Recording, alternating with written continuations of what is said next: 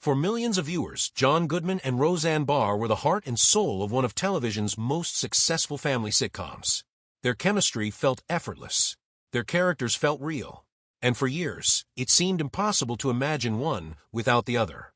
But behind the laughter, the record-breaking ratings, and the unforgettable success was a story that ended in a way few fans ever expected. Now, after years of silence, John Goodman has opened up about what happened, why he and Roseanne no longer speak, and how one of television's most beloved partnerships came to an abrupt and painful end. Long before controversy, cancellations, and public fallout, John Goodman and Roseanne Barr were one of television's most successful acting duos. When Roseanne debuted, it immediately stood apart from other sitcoms of the era. Instead of focusing on wealthy families living in perfect homes, the series centered on the Connors, a working-class family struggling with bills, jobs, parenting, and everyday life. Viewers saw themselves in the characters, and that authenticity helped turn the show into a cultural phenomenon. At the center of that success was the relationship between Roseanne Connor and Dan Connor. John Goodman brought warmth, humor, and emotional depth to Dan, while Roseanne Barr provided the sharp wit and fearless attitude that made the show unique. According to Goodman, their connection was immediate. Years later, reflecting on those early days, he said, "We hit it off from Jump Street. She made me laugh and I made her laugh." That chemistry became one of the biggest reasons audiences tuned in week after week. The numbers were staggering. During its peak years, Roseanne regularly attracted between 20 and 30 million viewers. At a time when families still gathered around television sets every week, the show became one of the biggest programs in America. Goodman would later describe that era as a special time, not only because of the ratings, but because of the genuine friendships that developed among the cast. Yet success came with a cost.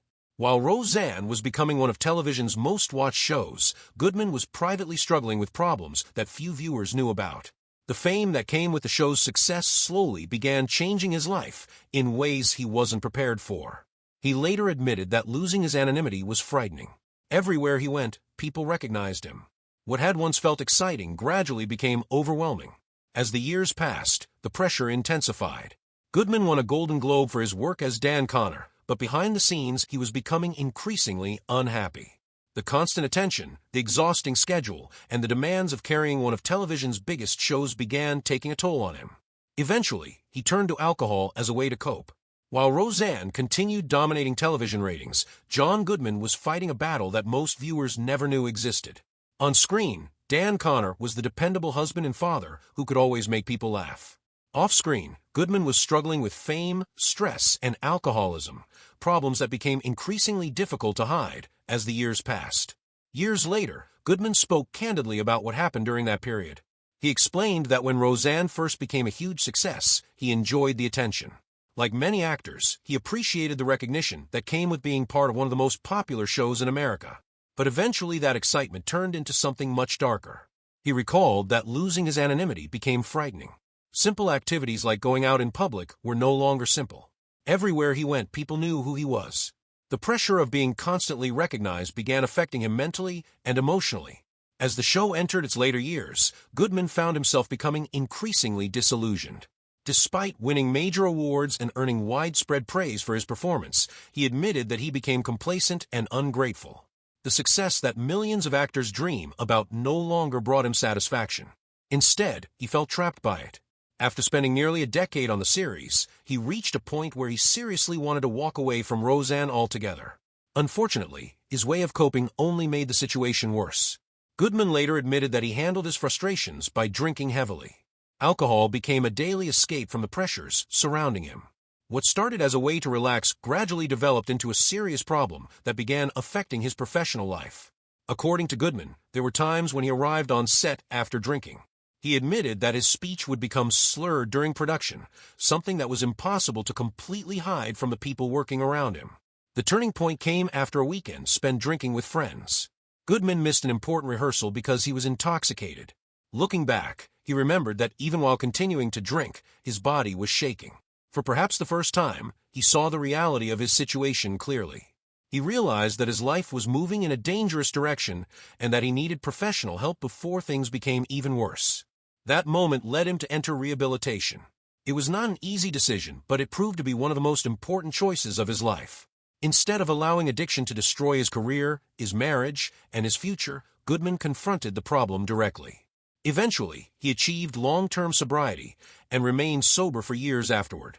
When Roseanne finally ended its original run, Goodman made another major life change. He left Los Angeles behind and relocated to New Orleans with his wife, Annabeth.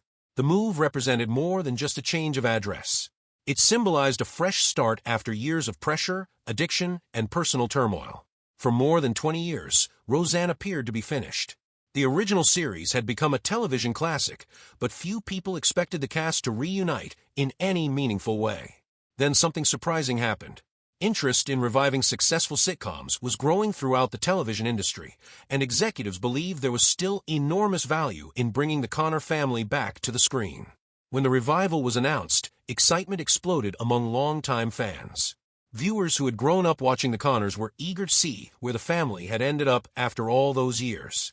Even John Goodman was skeptical at first. Looking back, he admitted that he never expected the project to become anything more than a brief reunion. He thought it might last for only a handful of episodes before ending. Instead, the revival became an immediate success. The premiere attracted huge ratings and generated enormous media attention.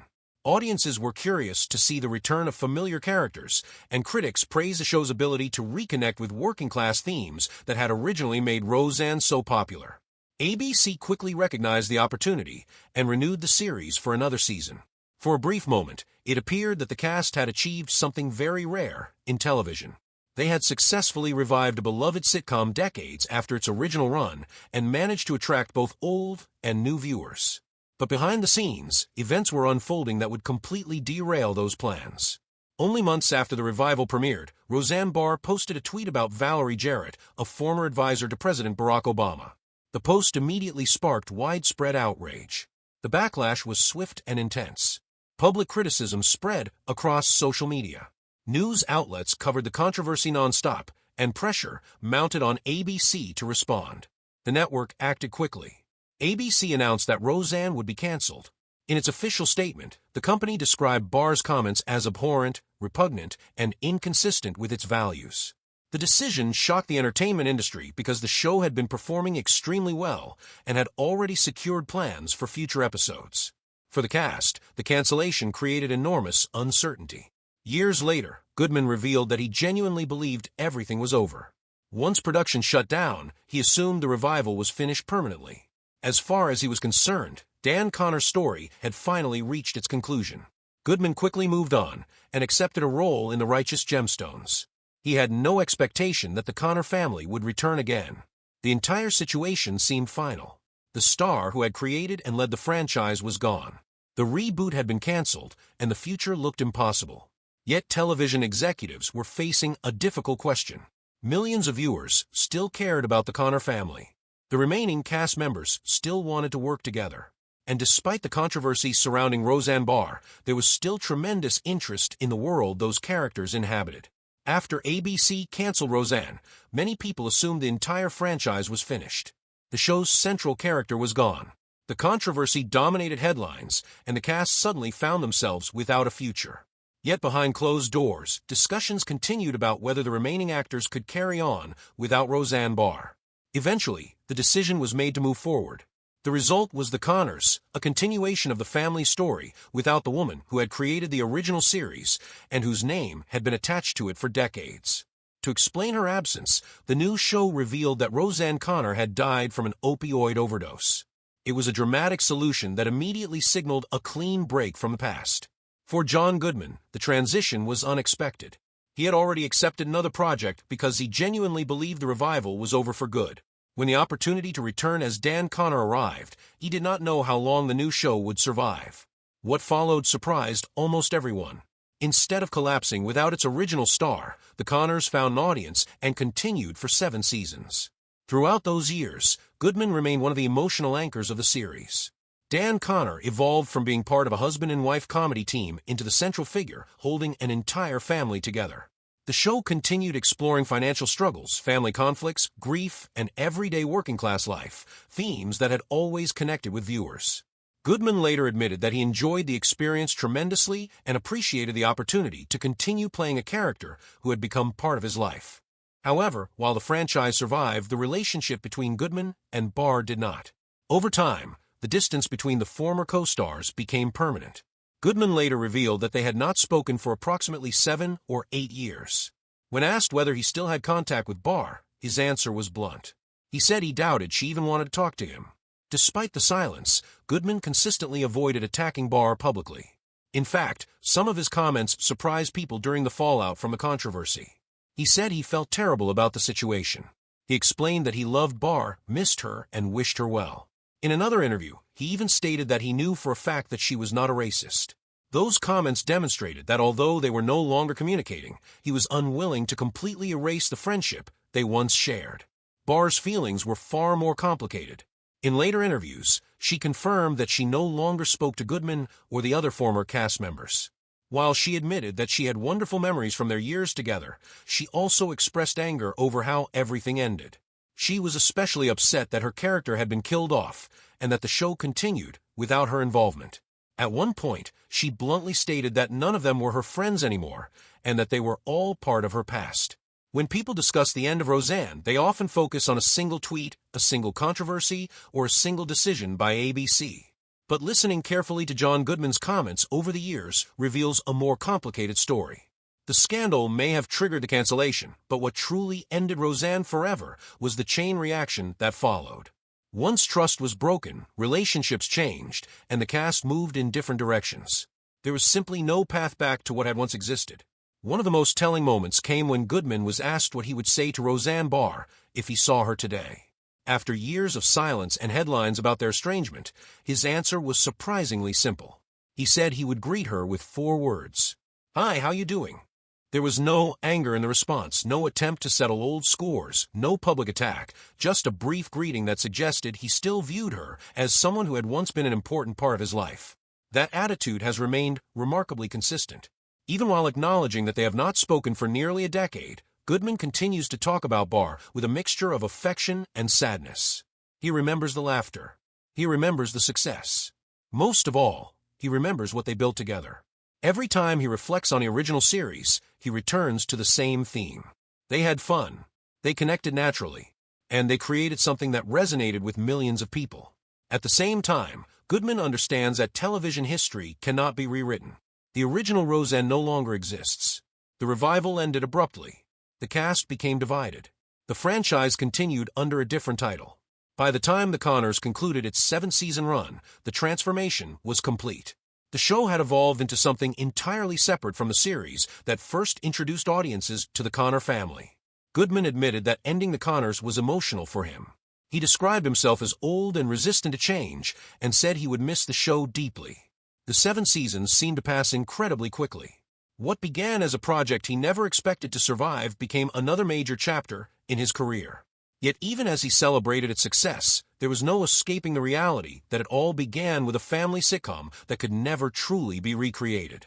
Perhaps the most revealing thing Goodman has said is his explanation for why both Roseanne and The Conners connected with audiences for so long.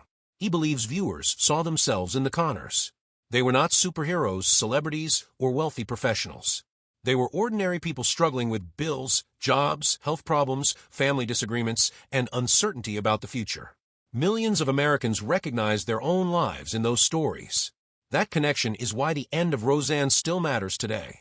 It was never just another television show. For many viewers, it felt like a family they had known for decades. And according to John Goodman, what really ended it was not simply a network decision or a public controversy.